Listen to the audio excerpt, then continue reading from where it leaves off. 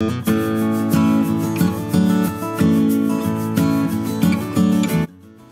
आणि मूल यापुढे जाऊन गेले अनेक वर्षात स्त्रीचा जो प्रवास झाला आहे तो अगदी थक्क करणारा आहे. स्त्री नक्की कशाची बनते हे कळायला काही मार्गच नाही. पुरुष जेव्हा कामावरून घरी येतात तेव्हा त्यांना सर्व गोष्टी हातात पाहिजे असतात, पण जेव्हा एक स्त्री कामाला पण जाते, घरचं पण करते, मुलांचं पण पाहते, तेव्हा नक्की ते बळ तिला कुठून येतं, एवढी जिद्द कुठून येते तिच्यामध्ये. एखादी स्त्री जर मुक्त झाली तर ती काहीही करू शकते. स्त्रीला देवी मानण्याच्या फंदात न पडता तिला माणूस मानायच्या छंदात आपण पडायला हवं. तेवढं जरी जमलं तरी तो तिच्यासाठी खूप मोठा सन्मान असेल. एक सुंदर ओळ मी स्त्रीसाठी म्हणेल, ती म्हणजे खचलेल्या पुरुषाच्या तुटलेल्या आत्मविश्वासाला हिंमत देण्याचं काम करते एक स्त्री. नमस्कार मैत्रिणींनो, मी मयुरी तुमचं आपल्या चॅनलमध्ये पुन्हा एकदा खूप खूप मनापासून स्वागत करते. आज पुन्हा एकदा मी एक खूप छान आणि इंटरेस्टिंग असा व्हिडिओ घेऊन आलेली आहे. माझ्या प्रत्येक व्हिडिओला तुम्ही प्रेम देतच असता आणि माझे सर्वच व्हिडिओ तुम्हाला खूप आवडतात. तुम्ही छान छान कमेंट्स मला करता, त्यामुळे मला माझे विचार तुमच्यापर्यंत पोहोचवण्याचं एक मोटिवेशन मिळतं. आणि पुन्हा एकदा नवीन उत्साहाने मी एक असा व्हिडिओ घेऊन आली आहे, तो तुम्हा मैत्रिणींना खूपच आवडेल. आशा करते की तुम्ही व्हिडिओ शेवटपर्यंत पाहावा आणि तुमच्या प्रतिक्रिया मला कमेंट बॉक्समधून नक्कीच कळवा. काय असतो स्त्री जन्म? तुम्ही, मी, आपण सगळ्या स्त्रिया आयुष्यात वेगवेगळ्या फेजमधून जात असतो. असंच काहीच छान पद्धतीने स्त्रीचा प्रवास मांडण्याचा प्रयत्न मी आज करणार आहे. आयुष्यामध्ये आपण इतक्या गोष्टी करतो, पण हे सगळं करता करता कुठेतरी काहीतरी सुटतच जातं. आपल्याला आपल्यासाठी जगायचं राहूनच जातं. मग हे सगळं आपल्या वाट्याला येऊ नये यासाठी काय करता येईल बरं, हेच सांगण्याचा प्रयत्न मी आज या व्हिडिओमधून करणार आहे. कारण एका वेळामध्ये आपल्याला स्वतःसाठी काहीतरी करायचं राहूनच गेलं असं वाटायला नको. स्त्रीचा जन्मापासूनचा प्रवास आज मी इथं मांडणार आहे. तुम्ही सध्या कोणत्याही वयोगटात असाल तरीही आवर्जून ऐकावा असा हा सुंदर व्हिडिओ आहे. इथे मी स्त्री म्हणण्यापेक्षा ती असं म्हणेन. चला तर बघूयात तिचा प्रवास. लहानपणीपासूनच तिला आजूबाजूला गोतावळा आवडायचा. मदतीचा हात कायम तिचा पुढेच असायचा. स्त्री जन्म घेऊन जन्माला आलेली ती कष्ट तसे तिच्या पाचवीलाच पुजलेले. कर्तव्य असले तरी आनंदाने पार पाडणारी ती. फळाची अपेक्षा म्हणाल तर मात्र प्रश्नचिन्ह. कौतुक तर नाहीच, पण चुका मात्र नेहमी चव्हाट्यावर. मोठ्या कुटुंबात राहिलेली ती. लग्नाचं वय झालं तसं वर संशोधन सुरू. लग्न झालं पण मात्र कर्तव्याचं ओझं मानगुटीवर बसलं.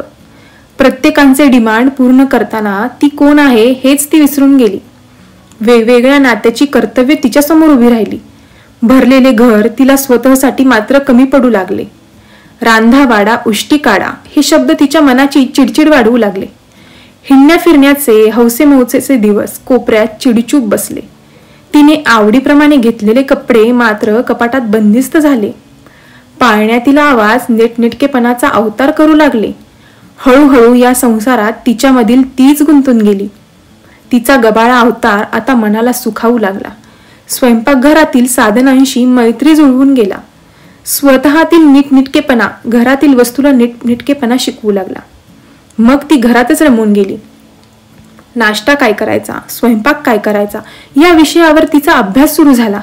धुनी भांडी, झाडू पोछा या विषयात ती अगदीच पारंगत झाली. आजूबाजूची नाती, कर्तव्य दक्ष गृहिणीची पदवी तिला बहाल करून गेली. यावरच तिचं समाधान पुरून उलू लागलं. वय वाढायला लागलं. मुलांची शाळा, परीक्षा याचे वेळापत्रक बनले. कुटुंबातील काही समारंभाचे वेळापत्रक यामुळे खूपदा चुकलेच. काही नात्यांना मुरड घालावी लागली. दिवस सरत होते. घरातील प्रत्येक जणाला आपल्या स्वतंत्र अस्तित्वाची जाणीव होत होती. ती मात्र स्वतःचे अस्तित्व विसरून गेलेली एक कठपुतली झाली होती. स्वतःसाठी वेळ मागायच्या आधी घरातील सगळ्यांची काळजी, पथ्यपाणी या सगळ्यांच्या वेळा ठरलेल्या असायच्या. सगळ्यांचे आजारपण करता करता आपले पण काही दुखत असेल हेच ती विसरून गेली. दिवसाच्या वेळापत्रकात सगळ्यांच्या आवडीनिवडी सांभाळता सांभाळता स्वतःची आवड मात्र ती विसरली. प्रत्येकाचा शब्द झेलत होती, ती मात्र गरजेपुरते बोलत होती. जवळ शब्दांची कसब होती. कोणी एकेकाळी व्यासपीठावर उभी राहून ती स्त्रीवादी भाषणे ठोकणारी आता तिच्या शब्दांना बंदिस्त करून बसली होती. तुला यातलं काही समजत नाही हे लेबल तिच्या कपाळी लावून मिरवत होती. प्रत्येकांच्या आवडीचे पदार्थ मनापासून बनवून प्रेमाने भरवत होती. पण तिला काय हवे, काय आवडते हे मात्र ती विसरली होती. ती कोणाच्या मनीध्यानी पण नव्हती.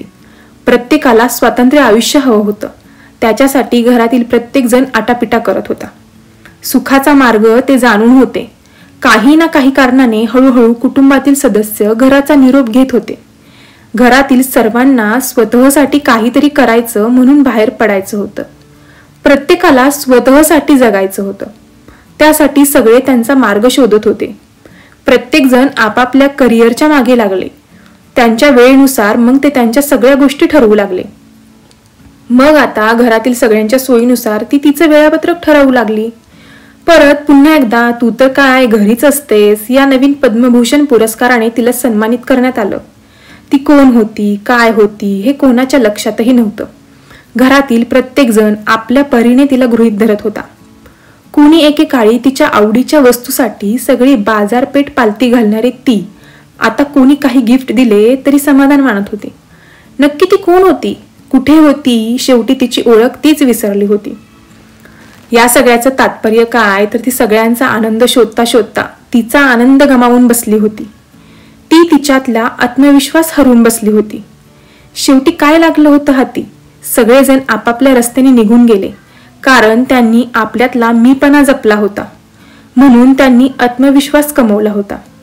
आणि ती मात्र इतरांचा विश्वास कमवण्यासाठी तिच्यातल्या तिलाच हरवून बसली होती. शेवटी तिचं काय? ती इथे कुठेच नव्हती. आणि मग मुले मोठी झाली की म्हणतात, तू आमच्यासाठी काय केलंस? सरते शेवटी काय तर आई कुठे काय करते.